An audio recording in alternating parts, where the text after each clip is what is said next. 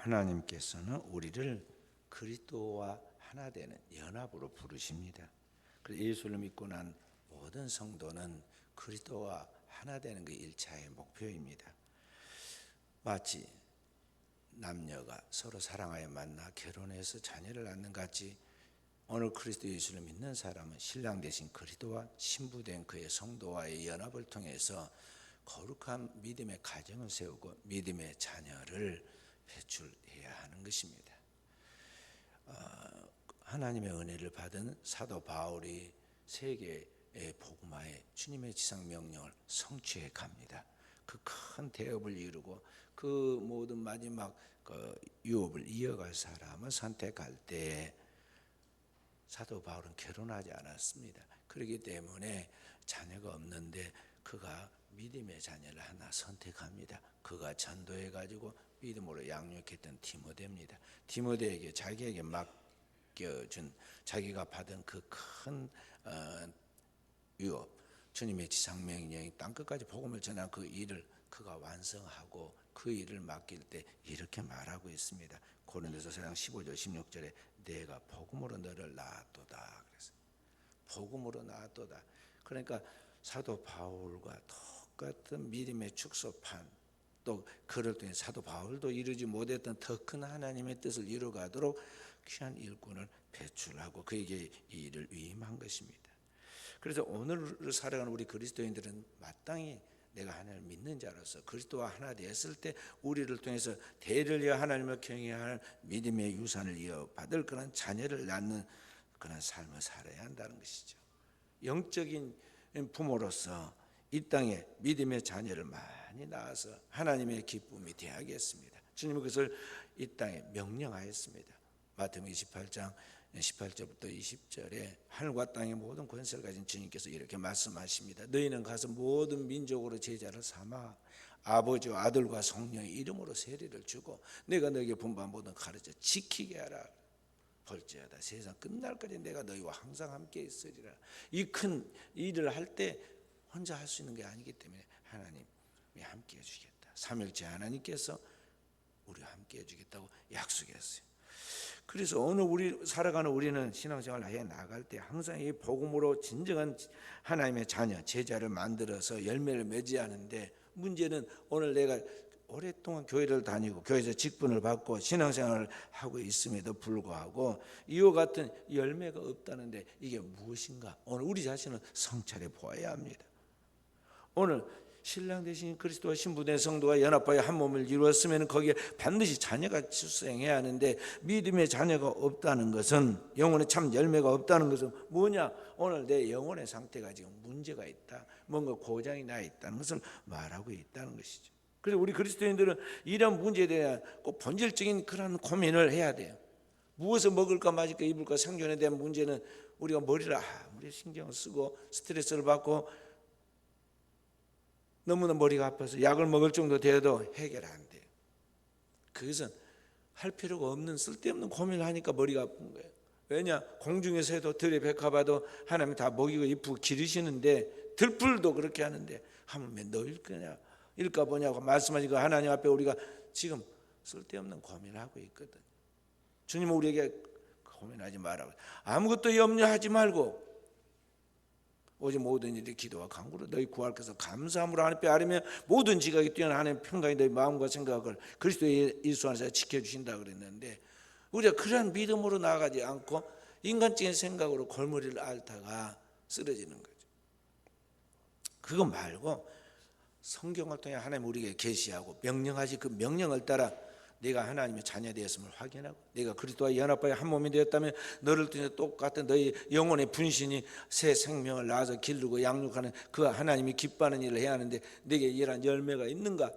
거룩한 근심으로 근심을 하고 그랬는데 과연 내게 이러한 신앙의 진실한 삶이 내 삶을 통해 나타나고 있느냐는 거죠. 10년을 믿고 20년을 믿고 교회에서 직분을 받고 살 만큼 살아서 이제 죽을 때도 되었는데 이게 영적으로 남겨진 게 아무것도 없다면 이게 도대체 뭐냐는 거죠. 주님이 이 땅에 있는 영혼들을 위하여 밤에 잠이 안 와서 잠을 안 자고 피곤해도 잠을 안 자고 막 기도하잖아요. 그 고민 때문에 심한 통곡과 눈물로 예루살렘아 예루살렘아 하면서 부르짖고 지금 기도하시잖아요.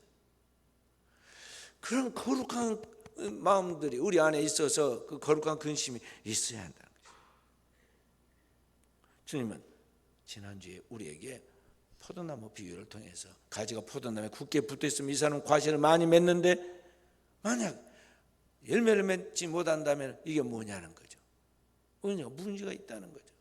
가지가 포도나무에 굳게 붙어있어야 하는데 그렇게 되어 있지 않다는 것이죠. 그러면 쓸모없는 그 가지는 찢어 불에 던진다 그래요. 그리스도의 연합과 일치를 이루어서 영혼의 결산을 거두어야 하는데 이 무익한 삶을 살아가고 있는 인생은 하나님 가치 있게 생각하죠. 마치 농부가 그 쓸모없는 가지를 잘라서 튼튼한 묘목을 만들려고 하듯이 오늘 하나님께서도 이 땅에서 하나님의 그 거룩한 성업을 완성하려고 할 때 그 일에 유익된 사람 더 유익되도록 하나님이 축복하시고 그 일에 계속해서 성령을 해방하고 방해하는 그런 잘못된 가지와 같은 것은 하나님이 친히 제거하신다 그래요. 그래서 오늘을 살아가는 우리가 어떻게 오늘 우리의 삶을 통해서 하나님께 영광 돌리는 결산, 영혼의 열매를 나타내서 하나님의 기쁨이 되고 영광 돌리는 삶을 살아갈 것인가에 대한 거룩한 고민을 해야 하는 것입니다. 어떻게 그렇게 하나님 앞에서 해야 많은 영혼의 열매를 맺어 하나님을 기쁘시게 할 수 있느냐? 오늘 주님은 그 이야기를 씨 뿌리는 비유를 통해서 우리에게 가르쳐 줍니다. 주님께서 오늘 네 밭에 떨어진 그 씨앗과 그 열매를 통해서 우리에게 어떻게 하면 우리가 우리의 삶 속에서 많은 영혼의 열매를 맺어서 하나님의 기쁨이 되고 우리의 삶에 후회가 없는 삶이 될 것인가 말씀해 줍니다. 한 농부가 밭에 가서 씨를 뿌립니다. 그런데 그 떨어진 씨가 어떤 밭은 길가에 떨어져서 씨가 떨어져서 눈 좋은 새가 멀리서부터 보고 쫓아와서 그 씨를 먹어버렸다고 했습니다. 어떤 씨는 흙이 얕은 돌짝밭에 떨어졌는데 처음에는 싹이 나왔지만 뿌리가 깊지 아니하므로 결국에는 말라 비틀어져서 시들어 버렸다. 또 어떤 씨는 가시밭에 떨어졌는데 가시와 엉겅퀴가 있는 그 밭에 떨어졌더니 뿌리가 내리기는 내렸는데 얼마 후에는 그 밖에 있는 가시와 엉겅퀴가 기운을 막아서 결실하지 못했다. 반면에 좋은 땅에 떨어진 씨가 있었는데 좋은 땅에 떨어진 씨는 놀라운 결실을 거두어서 30배, 60배, 100배로 열매를 거두었다고 말씀하십니다. 여기 주님은 계속해서 그 이후에 제자들이 해석을 해줍니다. 여기 씨 뿌리는 농부는 하나님 아버지십니다. 씨는 무엇입니까? 하나님의 말씀 곧 복음입니다. 그 씨를 받은 밭이 무엇입니까? 오늘 그 하나님의 말씀을 받는 우리의 마음입니다. 그러니까 오늘 얼마나 많은 열매를 맺느냐 맺지 못하느냐의 그 문제의 원인은 씨에 있는 것이 아니라 씨가 종자가 좋고 나쁜 것이 아닙니다. 씨는 다 같은 하나님의 말씀입니다. 이 땅에 성경을 통해 계시하고 그리스도 예수 말씀이 육신이 되신 예수 그리스도를 통해 우리 가운데 오셔서 선포된 그 하나님의 말씀이 우리 가운데 동일하게 떨어졌습니다. 문제는 뭐냐면 열매를 맺고 맺지 못하는 것은 바로 그 하나님의 말씀인 씨를 받아들인 인간의 마음의 상태가 다르다는 거죠. 다른 상태 때문에 오늘 우리에게 하나님의 열매를 맺느냐 맺지 못하냐는 그러한 결과를 가져온다는 것이죠. 그래서 오늘 하나님 앞에서 우리가 이 부분에 대해 깊이 생각을 해보아야 합니다. 여기 처음부터 좋은 밭은 없습니다. 이 땅에 처음부터 좋은 밭이 어디에 있습니까? 다 들판을 개간하고 상간을 개간하고 또 돌보고 또 돌봐가지고 그게 좋은 밭이 된 것이지 처음부터 좋은 준비된 밭은 없어요. 성경 우리 인간에 대하여 말씀하시잖아요. 모든 사람이 죄를 범하여 하나님의 영광을 이룰 수 없다고 그랬고 그 인간이 죄를 범하는 상태는 결국에는 죄의 결과로 죄값을 치르는 사망에 이른다고 그랬어요. 그래서 인간은 다 길가와 같고 자갈 받고 가시 엉겅퀴 받고 같은 그런 죄악된 그런 근성을 가지고 있는 죄인들인 것입니다. 그런데 그 중에 옥토가 나오는 거죠. 옥토가 나오고 좋은 밭이 나온다는 것이죠. 오늘 우리가 우리의 상태를 살펴봅니다. 우리 인간은 대부분 이 세상 생활해 가는 것들이 다 제약된 생활입니다. 그것이 당연한 줄 알고 거기에 반복된 생활을 통해서 우리의 심령이 굳어 딱딱한 길가와 같습니다. 영적으로 메마르고 무관심한 심령이 됩니다. 반복된 죄악으로 말미암아 우리의 심령은 돌멩이에 눌려 있는 것 같이 늘 죄책감과 부정적인 생각에 사로잡혀 있습니다. 그것이 돌짝밭과 같은 그러한 심령입니다. 그리고 그러한 가운데 세상적에서 익숙해져서 거기에 반복된 생활을 통해서 세상과 세상에 있는 것들에 너무나 젖어 있습니다. 방탕과 술 취함과 세상의 연락에 취해서 살아갑니다.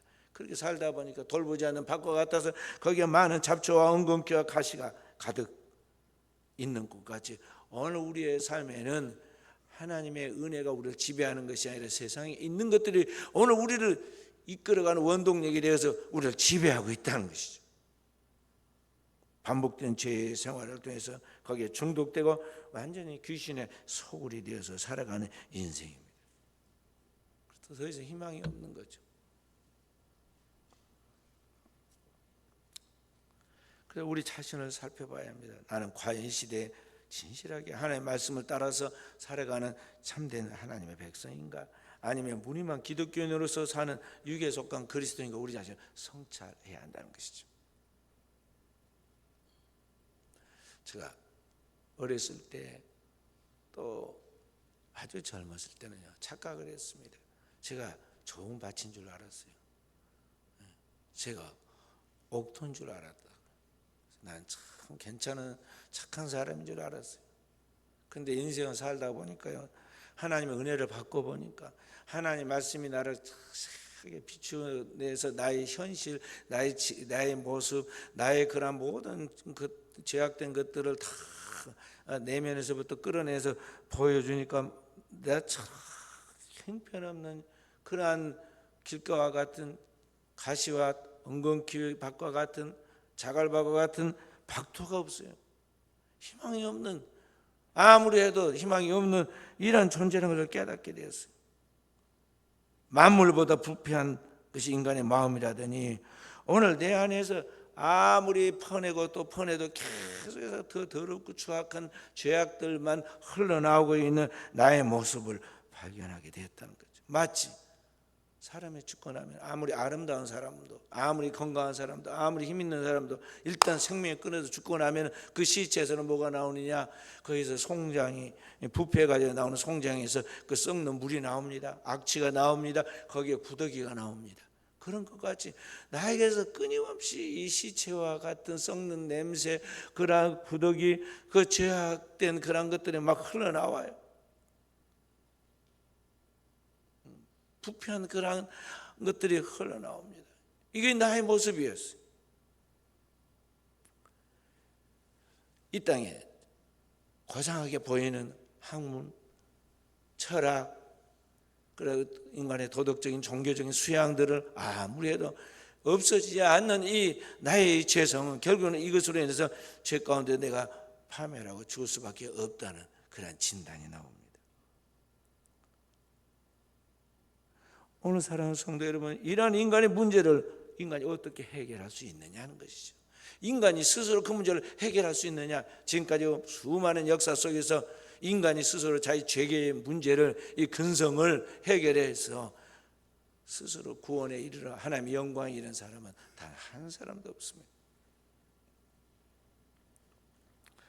바로 이런 문제에 대하여, 인간이 어찌할 수 없는 이 절망적인 문제에 대하여 우리가 공감하고 우리를 불쌍히 여긴 아버지께서, 우리를 창조하신 아버지께서 그 하나님의 보좌에서 우리를 긍휼히 여겨 하나님의 유일한 독생자 예수 그리스도를 이 땅에 보내십니다. 그분이 바로 이 땅에 오신 예수 그리스도이십니다.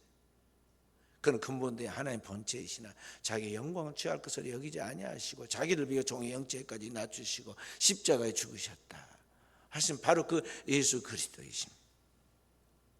그 예수 그리스도가 이 땅에 오셔서 인간의 그 근본적인 죄와 허물의 문제를 홀로 십자가에서 담당하여 영원한 속죄의 피로 우리의 죄를 해결하신 것이죠.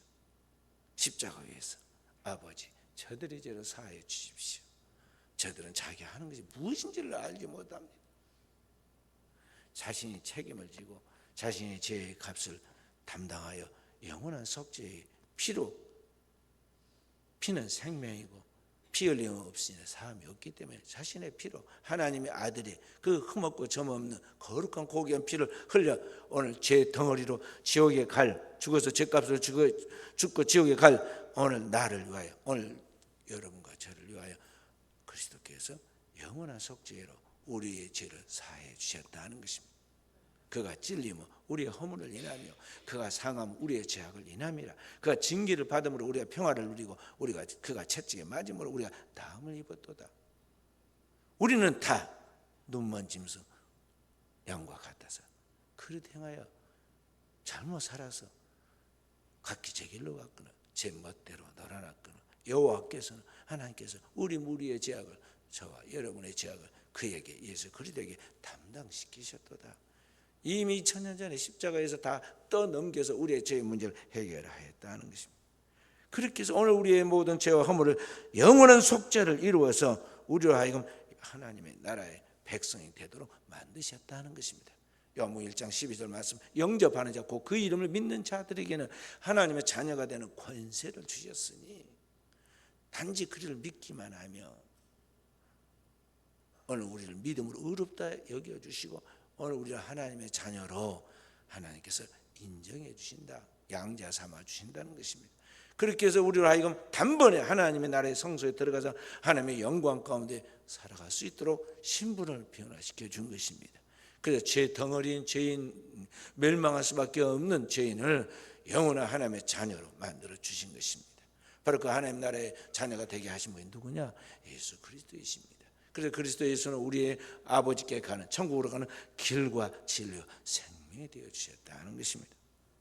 어떻게 이와 같은 하나님의 축복을 우리에게 주시느냐? 어떻게 우리가 그 하나님의 축복을 받아서 하나님 앞에 영광 돌리는 삶을 살아갈 수 있느냐? 바로 그리스도 예수 앞에서 내가 내 죄인됨을 깨닫고 회개하고 그리스도 예수를 나의 주 나의 하나님을 영접하는 거짓 없는 믿음의 생명의 교류가 이루어질 때 이와 같은 역사가 있다는 것이죠. 중요한 것은 뭐냐면 정말 오늘 내 생애 가운데 주님과의 그런 1대1의 관계 속에서 진정한 인카운트, 만남이 있었으며 그 예수 그리스도를 통해서 진정한 회개가 나의 생애 가운데 있었느냐 하는 것입니다.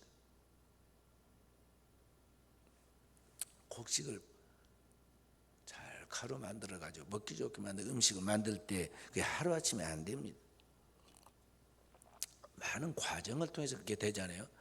다 된 곡식도 그냥 되는 게 아니고 계속 꽁꽁 찧어야 합니다. 기계에다 넣고 옛날에는 공유로 쪘지만 지금은 절구에다 넣고 찧었지만 지금은 기계에다 넣고 말이죠. 갑니다. 몇 번 가는지 알아요? 5-6번 갈면은요 그걸 보고 뭐라고 하냐, 현미라고 그래. 아직 살론이 붙어 있어. 그러면은 누리끼리 해가지고 별로 보기 안 좋아. 그 사람들이 보기 좋게 만들려고 더 깎고 한 7번 8번 깎아내면 안에 하얘집니다. 근데 문제는 살론이 사라져갖고 영양이, 진짜 중요한 영양이 없어진다고 그래서 그 별로 안 좋아하는 거예요. 어찌됐든 그렇게 하고 그렇게 된 것을 또 꽁꽁꽁꽁 찌고 뭐 삶고 그렇게 해가지고 떡도 만들고 밥도 해가지고 우리가 먹잖아요. 그러니까 회개는 주님과의 만남에 큰 한번 충격적인 사건이 있고 그 이후에 우리는 계속해서 주님 앞에서 나의 자신을 반복된 회개를 통해서 우리 자신이 거듭나고 또 거듭나는 생활이 이루어져야 돼. 회개의 반복을 통해서. 그게 뭐냐면 성도의 기도 생활이고 성도의 성화예요. 성도가 왜 매 주일마다 하나님 앞에 나와 예배를 드려야 하느냐? 왜 성도가 매일 새벽마다 하나님 앞에 나와서 말씀을 붙들고 기도해야 하느냐?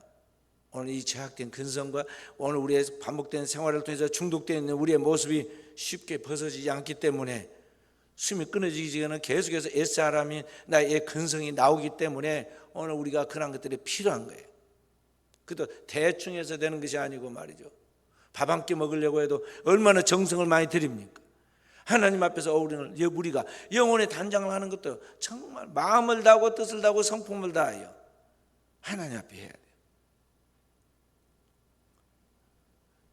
그렇지 않고 우리가 그냥 교회에 그냥 설렁설렁 왔다 갔다 하면서 꼭 주일을 꼭 다 지켜야 하는가 그러면서 대충 신앙생활 하는 것은 정말 위험한 거예요.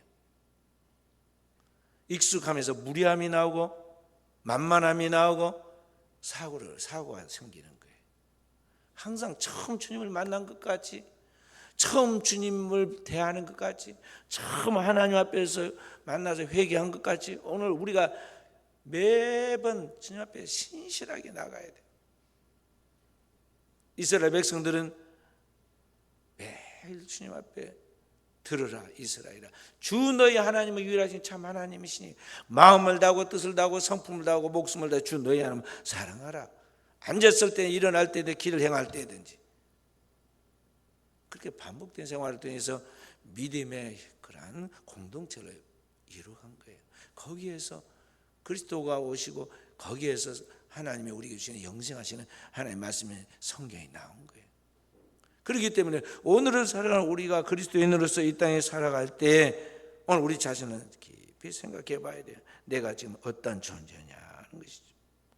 내 모습이 오늘 죄에 중독되어 있는 내 삶이 정말 지옥의 판결을 받아 영원한 지옥에 떨어질 수밖에 없는 절망적 존재라는 걸 알고 이 희망 없는 존재를 살리기 위하여 하나님께서 그 아들 예수를 보내셨고 그리스도 예수는 그 죄를 나의 죄를 짊어지고 영원한 속죄를 이루기 위하여 자신의 생명을 희생했는데 그가 흘린 피와 그가 흘린 물이 바로 그의 보혈이고 그의 성령이시죠. 그렇게 해서 오늘 우리가 그 물과 성령으로 거듭나서 오늘 우리 자신은 날마다 새롭게 할 때 이 심령이 뭐냐면 좋은 땅, 그게 옥토예요. 그런 의미에서 사랑하는 성도 여러분, 정말 내가 하나님의 창조적인 그런 축복을 받을 만한 준비된 옥토와 같은 심령인가, 우리는 우리 자신을 성찰해야 하겠습니다. 할렐루야. 진정한 성찰이 이루어져야 돼요. 진정한 회개가 이루어져야 한다는 거죠. 주님이 이 땅에 오셔서 복음을 전할 때 회개하라, 천국이 가까워내라. 주님만 그런 게 아닙니다. 주님의 길을 준비하러 왔던 세례 요한도 똑같아요. 회개하라고 그랬어요. 구약의 모든 선지자가 외친 복음이 다 회개예요. 이스라엘아 회개하라는 거예요. 그럼 우리는 오늘날 꼭 저처럼 다 된 걸로 착각을 하고 괜찮은 줄 알아요. 마치 우리가 젊었을 때 건강하고 다 예쁘고 잘나서 사람들이 괜찮다고 그러니까 괜찮은 줄 착각한단 말이죠. 우리는 속으면 안 돼. 다른 사람은 A 이상 그렇게 말한다 할지라도 껍데기만 보고 그렇게 말한다 할지라도 심령의 중심을 보시는 하나님께서 나 여호와는 너의 중심을 보시느니라 그래. 만물보다 부평 인간의 마음이라 누가 이것을 알리오마는. 하나님께서 우리의 심령과 배부를 다 살피셔서 그걸 보고 알잖아요. 어릴 때부터 생각이 악한 줄도 아시고 그것이 결국에서는 폭발해가지고 많은 죄악의 열매를 맺을 것도 아신다 이 말이에요. 그래서 우리 그리스도인 하나님의 부름을 받고 그리스도 예수를 믿고 그리스도의 거룩한 신부로서 하나님 앞에서 교회 성도의 공동체를 이룬 성도들은 항상 영적인 안목을 가지고 내 자신을 볼 수 있는 통찰력이 있어야겠고 진정한 회개를 통해서 하나님의 사람으로서 가는 영혼의 변화가 있어야겠습니다. 주님이 그것을 뭐라 하냐, 회개에 합당한 열매를 맺어라 그랬어요.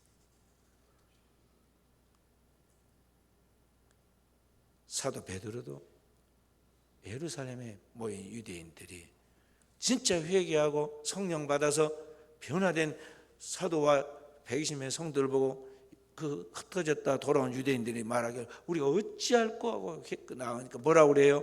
사도행전 2장 38절에 너희가 각각 회개하여 예수 그리스도의 이름으로 세례를 받고 죄 사함을 받으라. 그리하면 성령을 선물로 받으리니. 각각 회개하여 예수 그리스도의 이름으로 세례를 받으라 그랬어요. 그래서 오늘 우리 그리스도인들은 우리의 신앙과 삶 속에 이것이 꼭 이루어져야 한다는 거죠. 아이가 욕심이 많아가지고 맨날 뭐 달라고 그러고 욕심만 부리잖아요.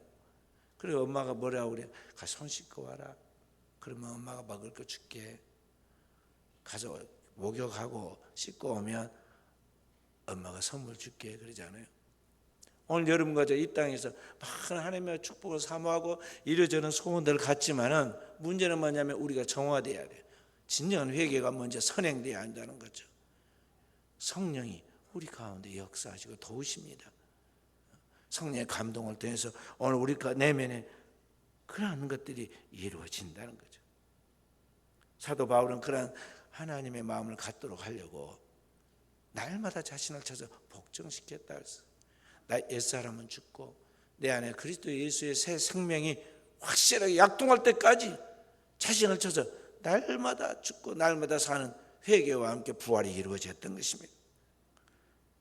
디모데에게 사도 바울은 이렇게 말합니다. 선한 양심과 거짓 없는 믿음과 깨끗한 마음으로 주를 진실하게 찾을 수 있는 사람이 되라고 그렇게 권면합니다. 오늘 우리 인간의 내면에 영혼의 상태가 심령이 이와 같은 깨끗한 마음, 선한 양심, 거짓 없는 믿음이 이루어질 때 거기에 하나님이 역사하셔요. 성령을 부어주시고 일하신다는 거죠. 잠언 4장 23절에 성경 말씀하시기를 뭐라고 말씀하고 있습니까? 무릇 지킬 만한 것보다 내 마음을 지키라. 생명의 근원이 이에서 남이라 그랬어요. 오늘 우리의 영혼의 상태, 내면의 이 마음 깊은 곳에 있는 이 영혼의 상태가 주님과 하나 되어서 그리스도의 그 깨끗한 심령과 같은 온전한 마음으로 주님을 사모하고 그 진리 가운데 서 있을 수 있는 사람이 되어야 한다는 것이죠. 그렇게 해서 내 영혼의 속사람이 주님하고 완전히 교통이 됩니다. 내 안에 거하신 하나님의 성령이 오늘 나에게 내가 누구이며 하나님 앞에서 무엇을 위하여 살아간가에 대하여 확실한 답을 주고 하나님의 영광을 위해 살아갈 수 있도록 삶의 목표를 정해서 살아갈 수 있도록 만들어 주시는데 그것이 주님이 계획하신 계획과 오늘 나의 마음이 딱 일치돼서 그대로 이루어져 간다는 것이죠. 거기에 이제 오늘 주께서 말씀한 좋은 땅에 떨어진 씨가 30배, 60배, 100배의 열매를 맺는 것 같은 창조적인 결실이 우리의 그리스도인의 삶을 통해서 나타나는 것입니다. 오늘 우리 사랑하는 성도들이 이러한 하나님의 축복이 있기를 축원드립니다. 자연 다큐멘터리 보면 물고기들이 생명을 이어가는 신비한 이야기가 나옵니다. 그 연약한 이 물고기, 작은 물고기들이 바다에서 거슬러서 강으로 갑니다. 그리고 세차게 내리치는 폭포를 뚫고 올라가요. 그래서 그 위에서 상류에서 거기서 알을 낳고 생명을 이어가는 것을 봅니다. 경이로운 이야기입니다. 그리스도인의 삶은 이 세대를 본받지 않고 마음을 새롭게 함으로 변화를 받아 하나님의 선하시고 기뻐하시고 온전한 뜻이 무엇인가를 묵상하면서 그 뜻 가운데 가는 것이 오늘 이러한 물고기의 삶과 같다는 거죠. 초대교회에서는 그리스도인을 표시하기를 물고기를 표시했습니다. 이렇게 딱 표시. 물고기를 원어로 익수독스라고 합니다. 익수독스의 말은 물고기를 말하는데 하나하나 단어를 갖다 조합해 보면요, 하나님의 아들 예수 그리스도의 구원이란 뜻이에요. 물고기처럼 오늘 이 시대를 흘러 떠내려가는 것이 아니라 살아 있어서 비늘을 거꾸로 곤두세우고 그 물 세찬 물결을 뚫고 올라가서 그 영원하신 살아계신 하나님과 그 영광 가운데 거하신 주님을 보고 그 주님의 나라를 이 땅에 펼쳐나가는 주역들이 되어야 한다는 것이죠.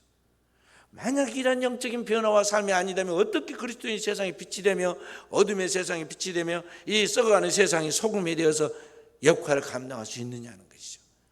그런 척하면서 살아가는 종교적인 위선은 주님께서 회칠한 무덤이라고 그랬어요. 거듭나지 못하고 확실한 회개를 통해서 성화되지 못하고 그런 척 살아가는 그 시대의 종교인들에 대하여 주님께서 외식하는 서기관과 바리새인들이요 화 있을진지하고 책망했어요. 오늘의 이 시대에 누가 진정한 주님의 제대로 하나님 앞에 나아갈 수 있으며 그 축복을 받을 수 있을까요? 또 누가 가지가 줄기에 붙어있지 않아서 잘려 불에 던져진 것 같이 열매 맺지 못한 그 박토들 아무 쓸모없어서 버려진 것과 같이 오늘 이 시대에 누가 선택받은 자로 하나님 축복받으며 누가 버림받을 것인가, 그 결정은 누구에게 달리냐? 오늘을 사는 우리 나에게 달려있다는 것이죠. 그래서 오늘 우리는 우리의 믿음의 모델이고 영원한 모델이고 교사인 예수 그리스도를 똑바로 바라보고 믿음의 행진을 해나가도록 해야겠습니다. 히브리서 12장 1절 2절에 이렇게 말씀하고 있습니다. 그러므로 우리에게 구름같이 둘러싼 허다한 증인들과 얽매이 씌운 죄를 벗어버리고 인내로서 우리 앞에 당한 경주를 경주하며 믿음의 주여 또 온전케 하시는 이 예수를 바라보자. 그는 그 앞에 있는 기쁨을 위하여 십자가를 참으사 부끄러움을 개치 아니하시니 하나님 보좌 우편에 앉으셨느니라.